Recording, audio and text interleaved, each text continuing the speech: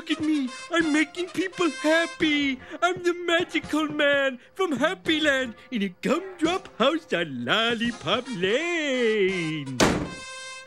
Oh, by the way, I was being sarcastic.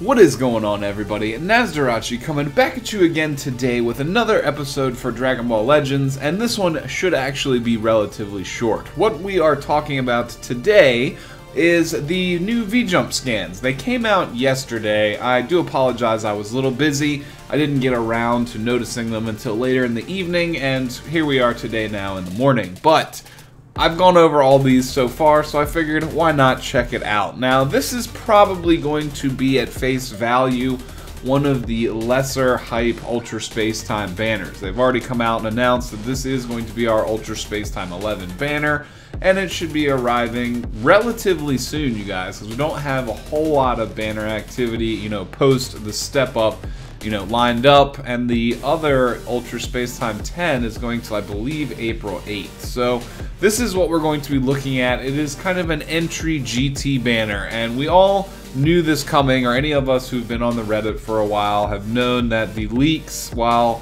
a lot of other stuff has showed up as well, all the banners that were data mined and leaked early are actually coming out. So we knew that the first GT banner would be an entry-level banner, and it is fairly interesting-ish. I can't really force a good react. Now, there are some characters from GT that I am just ridiculously excited for getting, like Super 17, the Omega Shenron, of course, Super Saiyan 4s, and Super Saiyan 4 Gogeta are all definitely top-tier characters, along with even Baby. I think the Super Baby in this game could have some interesting mechanics along with him, and a couple other characters as well. I'm not going to go on a GT wish list right now, but the characters we're getting are the Super Saiyan 1 Kid Goku. After Pilaf has reverted him back to childhood, he can only then achieve adulthood by getting Super Saiyan 4, which, again, some people will point out is not one of their favorite aspects of GT.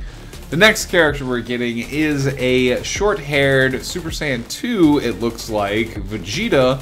And if you can see in the card art right here, in the background, you can see Baby is in the background of his card art. So it's not a beginning of the series Vegeta, even though Vegeta doesn't really get a whole lot of love until, later on in GT. In the beginning is all the space travel with Trunks and Pan and whatnot. But he is showing up with Baby in the background, and he's doing a Gallic Gun, kind of standard. We've seen this reused animation quite a few times now at this point. Lots of Kamehamehas and Gallic Guns we've seen. It would be nice if we could get some final shines and final flashes and stuff, but again, I understand this is an entry-level GT banner. Only the GT character we have in the game right now is Pan, which is fairly interesting. But then the last character is Super Metal Rilldo, or Metal Dildo, some people call him. But anyway, moving forward from that, we have translations thanks to @GoreshX on Twitter. I follow him.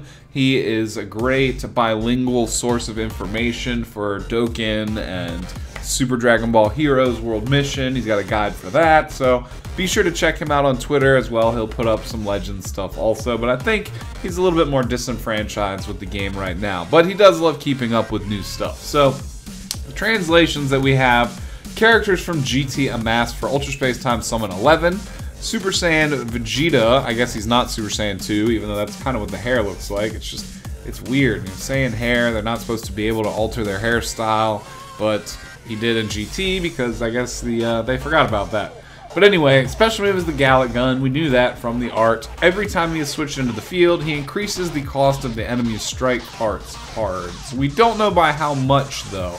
That, if it's just only 5, that's still pretty obnoxious. It's not going to hurt new characters like Gohan, who can just worry about Blast Arts cards and such, but it'll still be pretty cumbersome, so that's actually fairly useful. It doesn't say really what else he does here. Super Saiyan Goku, special move is the Super Kamehameha. Saw that coming from 10 miles away. His blast performance increases for a set period of time from the start of battle. He's able to change strike arts cards into blast arts with his special arts, his green card. So from that, it basically is like Cooler's green card, but the opposite. When you use Final Form, Cooler's green card, it turns all his blast cards into red cards. We're seeing a blast version of the mechanic that we've seen before. So nothing new yet, just a little different. And if he's a good enough character, like if he has reduced blast arts cards cost, like we see with the new Gohan, he still might be viable. But I think the Mega Rilldo or Hyper Mega Rilldo is going to be the probable best character on the banner. It seems like he's got more utility, but he has the Hyper Drill Smash. He's able to perform attacks with various effects such as penetration, which should hopefully ignore a set amount of defense. Possibly effective against sustained damage cut as well. That might be a thing where when they swap in, it's going to hurt. And heavy bleed. Of course, he's got the drills, so he's got bleed. Again, none of these characters really seem that crazy, and we know by the magazine now, I'm not going to let them fool me. Even though Vegeta's kind of in a blue silhouette, Goku appears to be kind of in a yellow silhouette, and Rilldo is in red, that does not necessarily mean those characters are going to be that color, you guys. We've learned that from now, at least I have. Trying to predict colors of units from this magazine article is not reliable. I mean, one of them or multiple of them may come out to be those colors, but I don't really think so. Now, the most exciting part of this whole page is the information down in the bottom right, for me anyway. There'll be a large update with a very difficult new event, Ultra Spacetime Rush, where a different set of rules will apply to each stage, and one of them may be, or on all of them, it may be that you're only able to use a character once per stage, so be sure to train up a bunch of different characters. That is probably the most exciting, and hopefully the rewards for it are pretty good as well.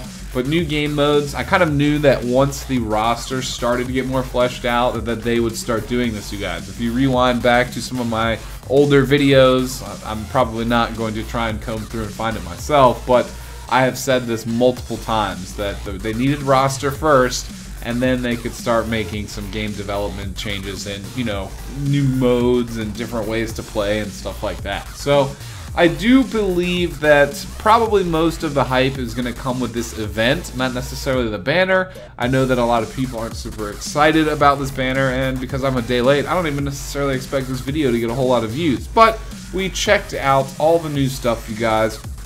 PvP reset is tonight, so hopefully you finish well with my 1,000 crystals. I will be able to get another sparking ticket from the step up, and I'm really hoping to get Cell. And then for a lot of people, I know there's a lot of questions going on about the Cell Games event.